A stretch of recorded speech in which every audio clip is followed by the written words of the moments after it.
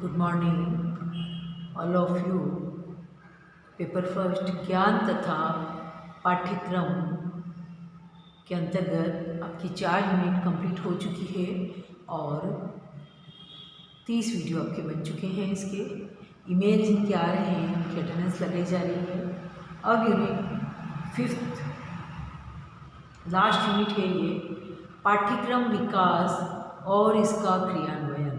ये पाठ्यक्रम विकास आपने पेडागोजी वाले में भी पढ़ा था, वैसे लैंग्वेज और करिकुलम में भी अब पढ़ रहे हैं और पाठ्यक्रम से परिभाषा के अंदर भी आपको पढ़ाया गया था फर्स्ट ईयर।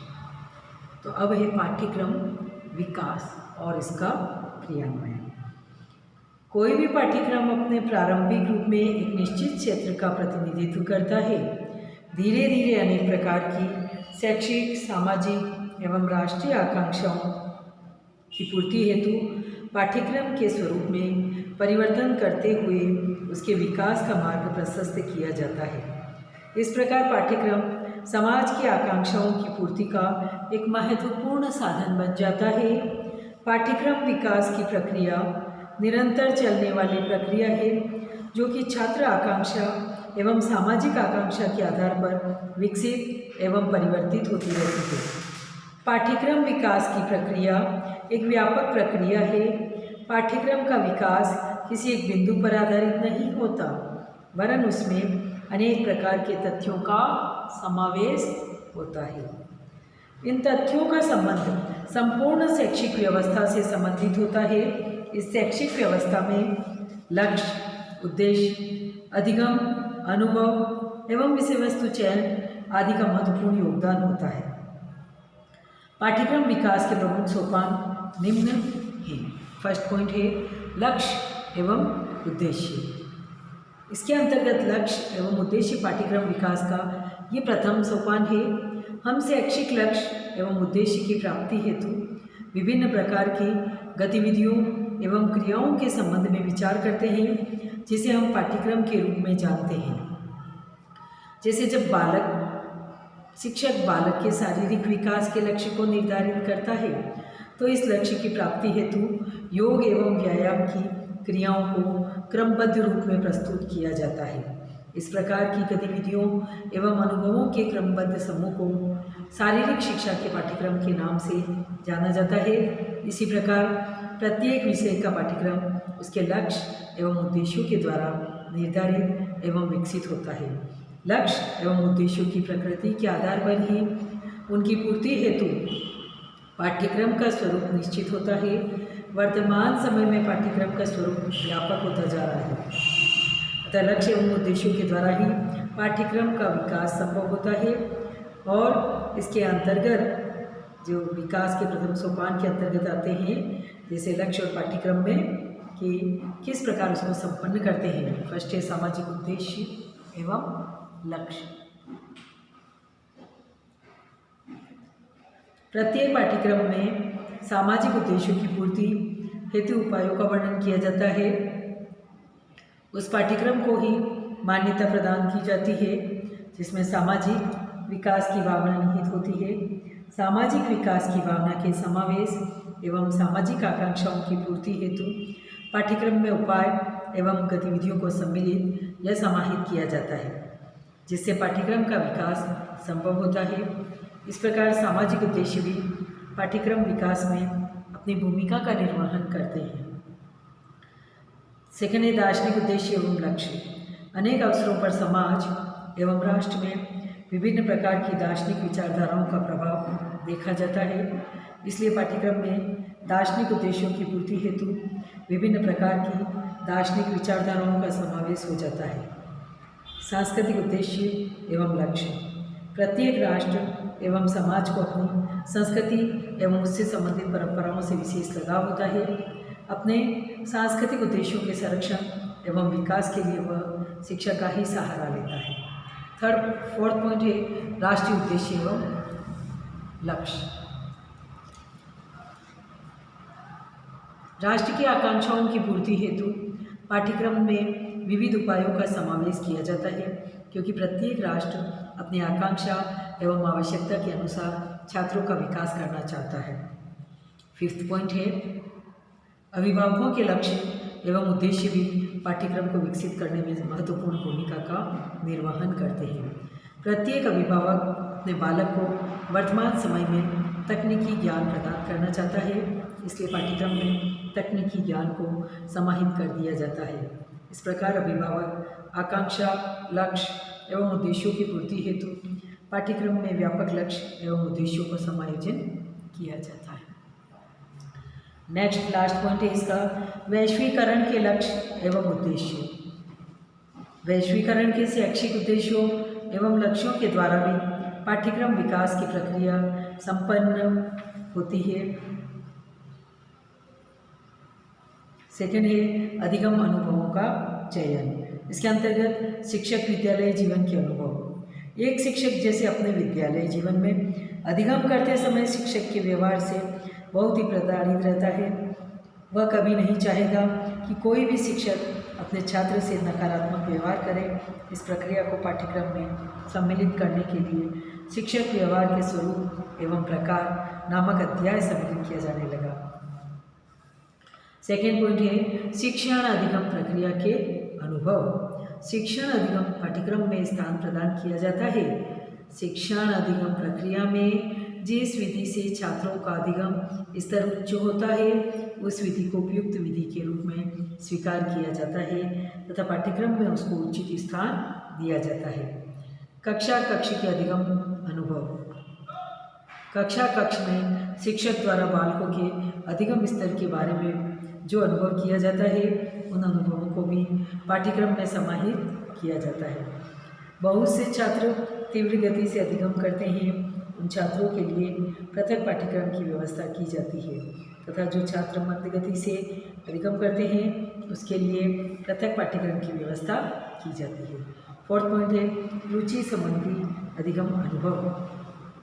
रुचि संबंधी अधिगम अनुभवों को भी पाठ्यक्रम में स्थान प्रदान किया जाता है क्योंकि पाठ्यक्रम को छात्रों की रुचि के अनुसार बनाना आवश्यक है। फिफ्थ पॉइंट है शिक्षण सूत्र संबंधी अधिगम अनुभव। शिक्षण अधिगम प्रक्रिया में शिक्षण सूत्रों के प्रयोग से अधिगम स्तर में सुधार की स्थिति उत्पन्न होती है तो उन अनुभवों को पाठ्यक्रम में समाहित कर लिया जाता है। 6 पॉइंट है अधिगम के नियम संबंधी अनुभव। अधिगम नियम संबंधी अनुभवों को भी पाठ्यक्रमों में उचित स्थान प्राप्त होता है। थॉर्नडाइक के अधिगम संबंधी नियमों को जब कक्षा कक्ष में विभिन्न शिक्षकों के प्रयोग करने के पश्चात यह अनुभव किया गया कि नियमों के आधार पर ही बालकों के अधिगम स्तर को उच्च बनाया जा सकता है। उनको पाठ्यक्रम में महत्वपूर्ण स्थान प्रदान किया गया। इसी प्रकार अनेक अधिगम संबंधी नियमों का समावेश पाठ्यक्रम में किया जाने लगा। नेक्स्ट पॉइंट है अधिगम सिद्धांतों संबंधी अनुभव। अधिगम सिद्धांतों का प्रयोग करने पर शिक्षण अधिगम प्रक्रिया को प्रभावी रूप में संपन्न किया जा सकता है। थर्ड पॉइंट है विषय वस्तु का चयन। इसके अंतर्गत छात्रों की योग्यता एवं स्तर। वर्तमान समय में पाठ्यक्रम का स्वरूप व्यापक रूप ग्रहण करता जा रहा है। प्रत्येक छात्र की योग्यता एवं स्तर को ध्यान में रखकर पाठ्यक्रम का स्वरूप निर्धारित करने के लिए पाठ्यवस्तु का चुनाव भी छात्रों की योग्यता एवं स्तर के अनुसार किया जाता है। वर्तमान समय में प्राथमिक स्तर पर पृथक पृथक पाठ्यवस्तु के निर्धारण की व्यवस्था न होने के कारण एक सामान्य पाठ्यवस्तु की रचना की जाती है। इस रचना के कारण ही उसमें सभी छात्रों की योग्यता एवं स्तर का ध्यान रखा जाता है। नेक्स्ट पॉइंट है समाज की आकांक्षा। समाज की आकांक्षा भी यही होती है कि पाठ्यवस्तु इस प्रकार की हो जो कि बालकों को समाज का एक उत्तरदायी नागरिक बना सके। उत्तरदायी नागरिकता के विकास हेतु छात्रों का सर्वांगीण विकास करना आवश्यक है। इस कार्य के लिए पाठ्यवस्तु का स्वरूप भी छात्रों का सर्वांगीण विकास करने वाला होना चाहिए। नेक्स्ट पॉइंट है अभिभावकों की आकांक्षा। अभिभावकों की आकांक्षा भी पाठ्यवस्तु के चयन में अपनी भूमिका निर्वहन करती है। दूसरे शब्दों में पाठ्यक्रम की विषय वस्तु का निर्धारण अभिभावकों की आकांक्षा के ऊपर भी निर्भर करता है। नेक्स्ट पॉइंट है राष्ट्रीय आवश्यकता। राष्ट्रीय आवश्यकता भी विषय वस्तु के चयन में महत्वपूर्ण भूमिका निर्वहन करती है। जो राष्ट्र अपने बालकों का विकास बहुमुखी प्रतिभा के रूप में करना चाहता है, उस राष्ट्र के लिए पाठ्यवस्तु का चयन व्यापक रूप में संपन्न होगा। नेक्स्ट है सांस्कृतिक पृष्ठभूमि। प्रत्येक राष्ट्र अपनी संस्कृति का संरक्षण चाहता है, इसके लिए वह शिक्षा का ही सहारा लेता है।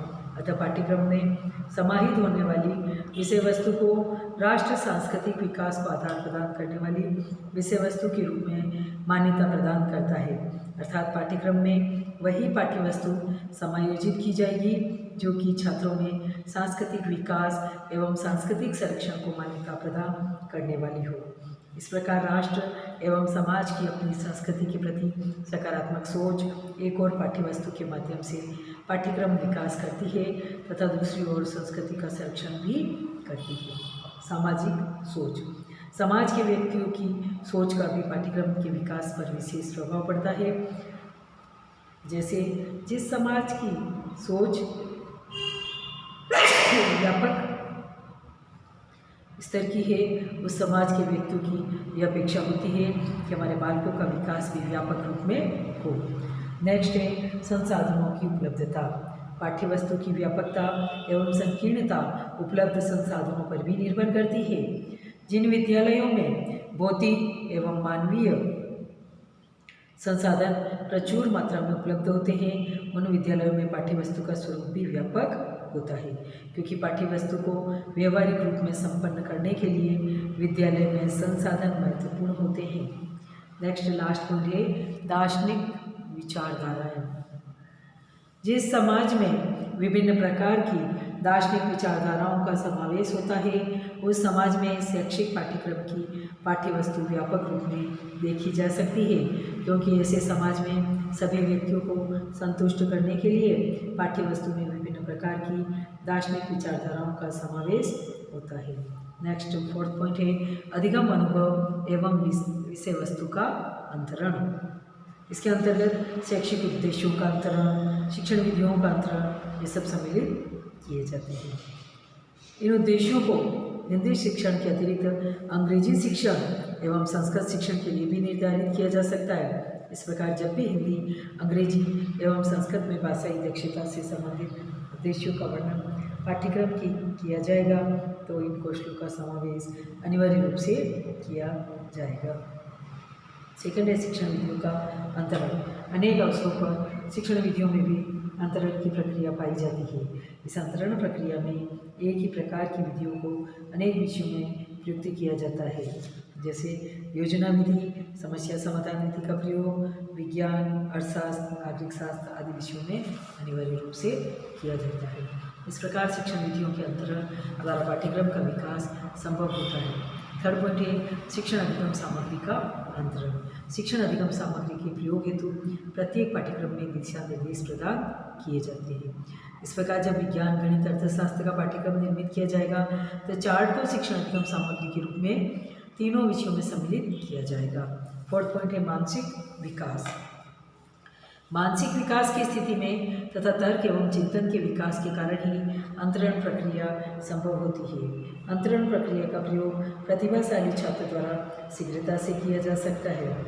फिफ्थ पॉइंट है ज्ञान की व्यापकता।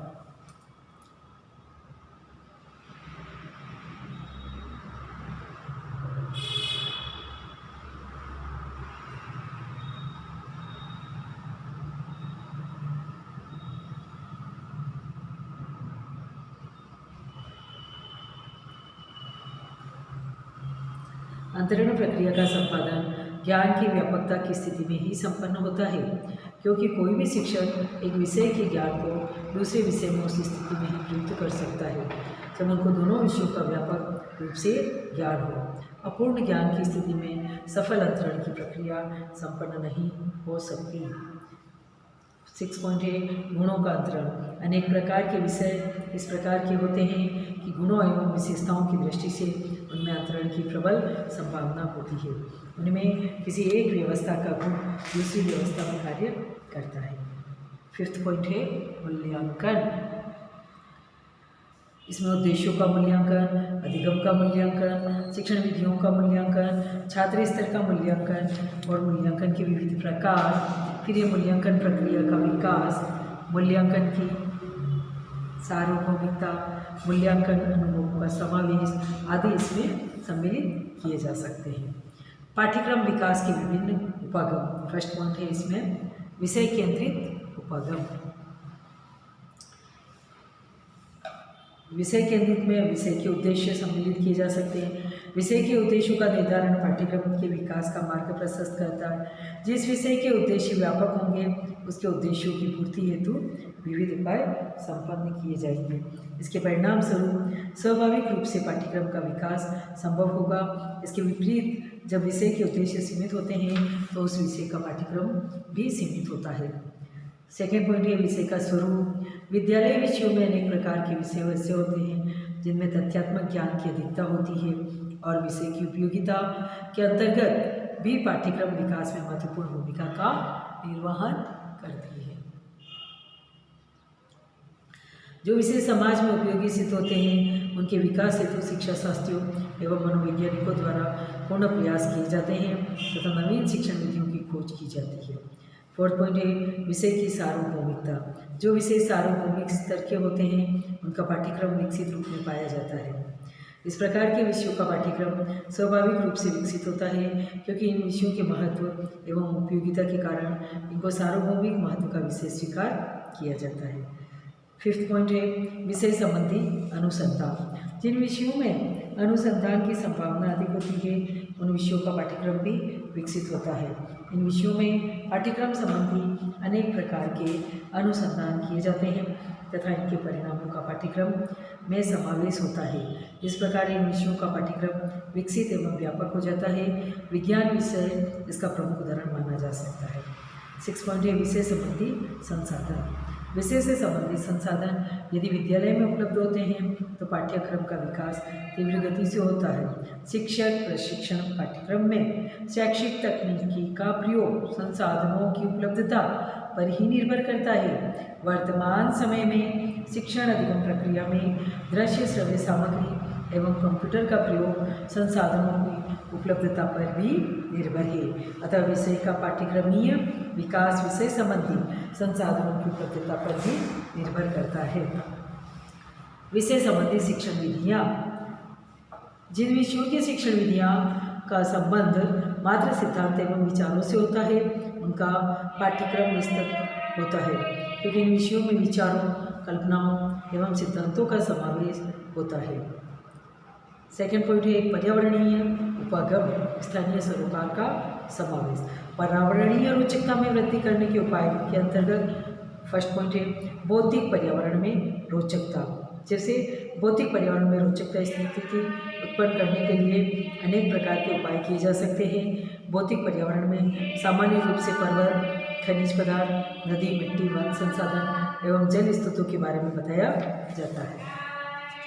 सेकेंड पॉइंट है जैविक पर्यावरण में रोचकता। जैविक पर्यावरण के अंतर्गत जीव जंतुओं एवं विभिन्न प्रकार की वनस्पतियों को सम्मिलित किया जाता है। इन सभी जीव जंतुओं एवं वनस्पतियों से पारिस्थितिकी तंत्र का निर्माण होता है। छात्रों के लिए जैविक पर्यावरण में रोचकता उत्पन्न करने के लिए शिक्षकों द्वारा निम्नलिखित उपाय किए जा सकते हैं। जैसे जलीय जंतुओं के बारे में ज्ञान प्राप्त करने के लिए छात्रों को समीप के तालाब में भ्रमण कराना, उनको विजिट करवाना, छात्रों की पर्यावरणीय प्रयोगशाला की परिस्थिति की प्रयोगशाला के माध्यम से वनस्पति और जीव जंतुओं के बारे में ज्ञान प्रदान करना। थर्ड पॉइंट है इसके अंतर्गत मनोसामाजिक पर्यावरण में रोचकता। फिर है थर्ड पॉइंट व्यवहारवादी उपागम, उसके सिद्धांत के जैसे प्रमुख व्यवहारवादियों में Max Meyer, Albert P Weiss, Edward C Tolman, Claude Helter, Thorndike, Pavlov तथा B.F. स्किनर आदि प्रमुख है। व्यवहारवाद में मनोविज्ञान को वस्तुनिष्ठ धरातल पर लाकर खड़ा कर दिया। इसने चेतना तथा आत्मा से हटाकर शुद्ध व्यवहारिक धरातल प्रस्तुत किया। व्यवहारवाद के सिद्धांत फर्स्ट पॉइंट है उद्दीपक और अनुक्रिया।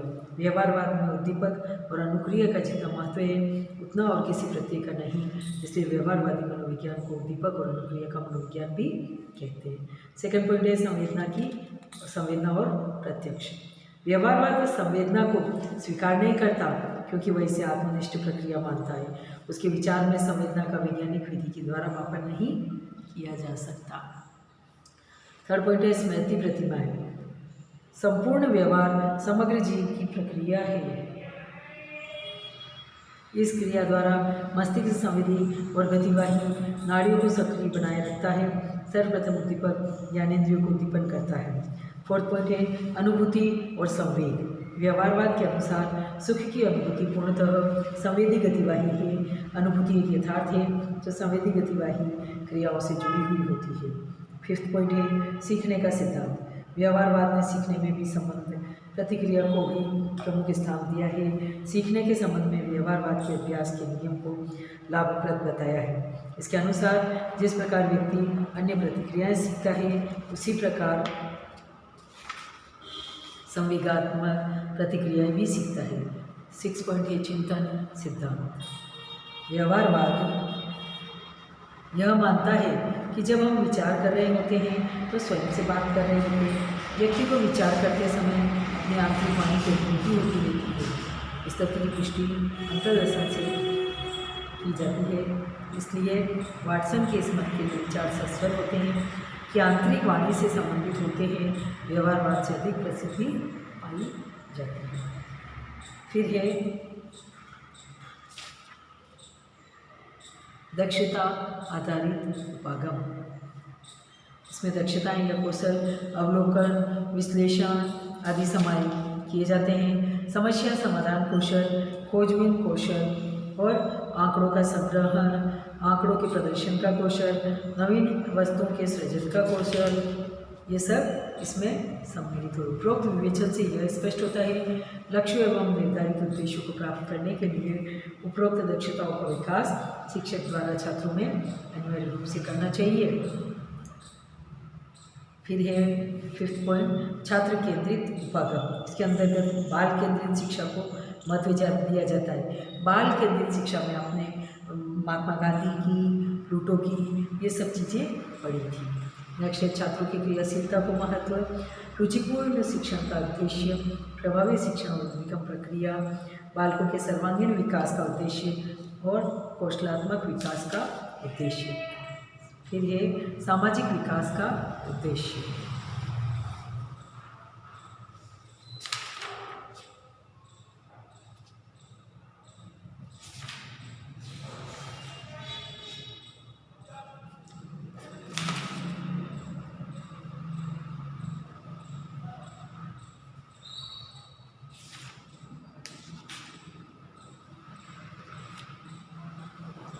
संरचनावादी उपागम के अंतर्गत अधिगम पर ध्यान केंद्रित करना, अधिगम प्रक्रिया का अध्ययन करना, पाठ्यक्रम अनुदेशन एवं आकलन की योजना बनाना। इसके अंतर्गत पाठ्यक्रम की योजना, अनुदेशन की योजना, आकलन की योजना और ये सारे इसमें आकलन की योजना व्यापक रूप से प्रत्येक पक्ष को आकलन में सम्मिलित करते हुए निर्मित करनी चाहिए, जिससे छात्रों को उचित अधिगम हो सके तथा एक सार्थक पाठ्यक्रम का निर्माण हो सके। नेक्स्ट पॉइंट है पाठ्यक्रम के संदर्भ में संरचनावादी प्रतिमान में आकलन के उद्देश्य। प्रथम आयाम है प्रवृत्ति एवं अंतर्दृष्टि।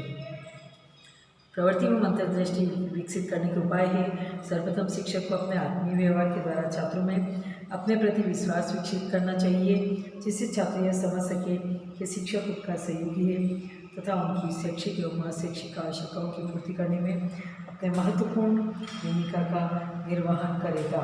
शिक्षक को अधिगम व्यवस्था में छात्रों की रुचि उत्पन्न करने का प्रयास करना चाहिए। जो भी प्रकरण पढ़ाया जा रहा है उसका जीवन से संबंधित स्थापित करना चाहिए, उसकी जीवन में उपयोगिता बतानी चाहिए। सेकंड पॉइंट है अर्जन एवं समेकित ज्ञान। संरचनावादी प्रतिमान में आकलन का द्वितीय उद्देश्य ज्ञान के अर्जन एवं पाठ्यक्रम के समेकित ज्ञान के विकास से संबंधित है। दूसरे शब्दों में जो भी ज्ञान अर्जित किया जाए वह समेकित रूप में होना चाहिए। फिर है सर्वप्रथम शिक्षक द्वारा जो भी प्रकरण अधिगम के लिए प्रस्तुत किया जा रहा है या किस प्रकार की अधिगम गतिविधि उपलब्ध कराई जा रही है उसका संबंध अन्य प्रकरणों तथा अधिगम गतिविधियों से करना चाहिए, जिससे छात्र को यह अनुभव हो कि यह प्रकरण बहुत अधिक महत्वपूर्ण है क्योंकि इसका व्यापक उपयोग किया जा सकता है। थर्ड पॉइंट है बाहरी ज्ञान परिमार्जन। इसके उपाय के अंतर्गत इसके लिए शिक्षक को कक्ष में बाहरी घटनाओं, बाहरी व्यवस्थाओं पर सार्थक परिचर्चा करनी चाहिए। बाहरी ज्ञान परिचर्चा के लिए छात्रों को प्रोत्साहित करना चाहिए तथा स्वयं भी उसमें सम्मिलित होने का प्रयास करना चाहिए। शिक्षक द्वारा छात्रों को कक्ष की ज्ञानात्मक परिचर्चा तक ही सीमित नहीं रखना चाहिए, परंतु छात्रों को बाहरी घटनाओं के बारे में भी ज्ञान प्राप्त करने के अवसर देने चाहिए। इससे छात्रों के ज्ञान का विस्तार संभव होगा तथा वे बाहरी तथ्यों एवं घटनाओं के बारे में शुद्ध एवं परिमार्जित ज्ञान प्राप्त कर सकेंगे।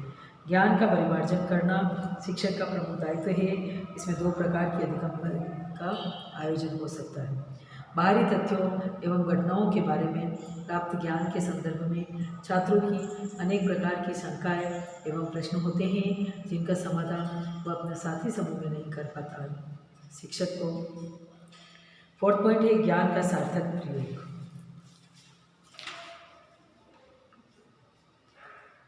शिक्षक जो भी प्रकरण छात्रों को अधिगम कराया जा रहा है उसका जीवन में अनुप्रयोग अवश्य बताएं। जैसे छात्रों को किलोग्राम, ग्राम, मीटर, सेंटीमीटर के बारे में बताया जा रहा है तो वह अवश्य बताया जाए कि वह बाजार से गेहूँ, चावल एवं चीनी खरीदने बेचने में ग्राम, किलोग्राम का प्रयोग तथा कपड़ा खरीदने एवं बेचने में सेंटीमीटर एवं मीटर का प्रयोग कर सकते हैं।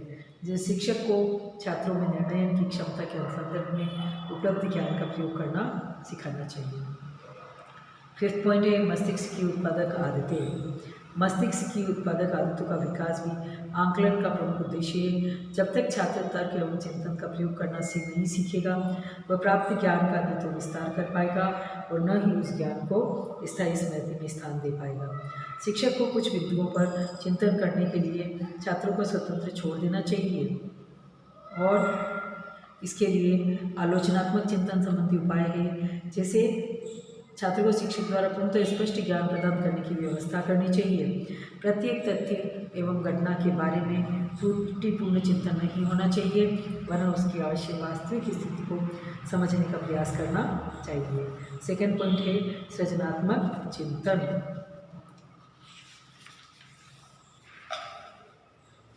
सृजनात्मक चिंतन को विकसित करने के लिए शिक्षक द्वारा छात्रों के समक्ष निम्न गतिविधियाँ प्रस्तुत करनी चाहिए।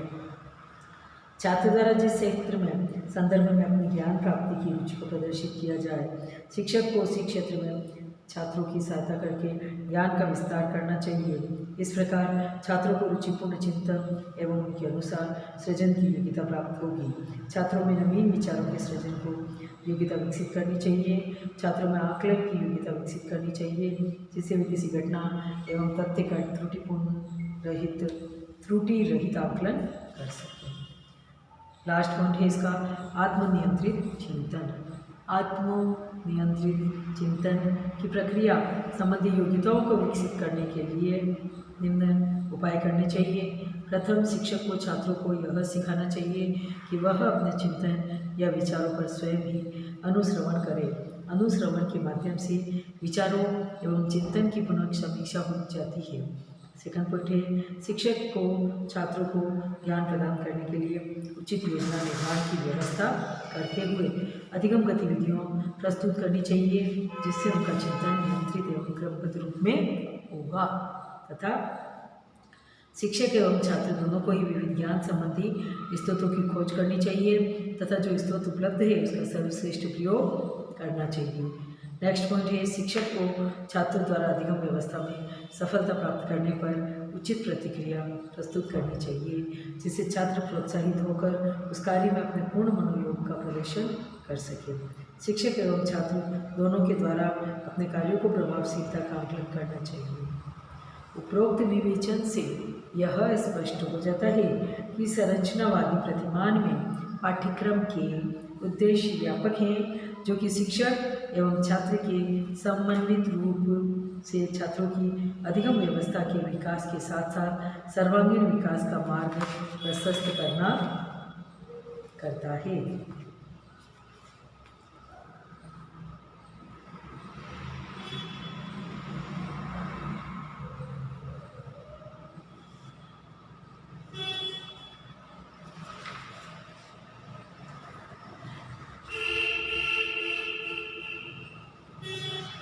फिर है नेक्स्ट, विद्यालय में शिक्षकों को पाठ्यक्रम एवं शिक्षण शास्त्रीय समर्थन में बाहरी अभिकरणों की भूमिका।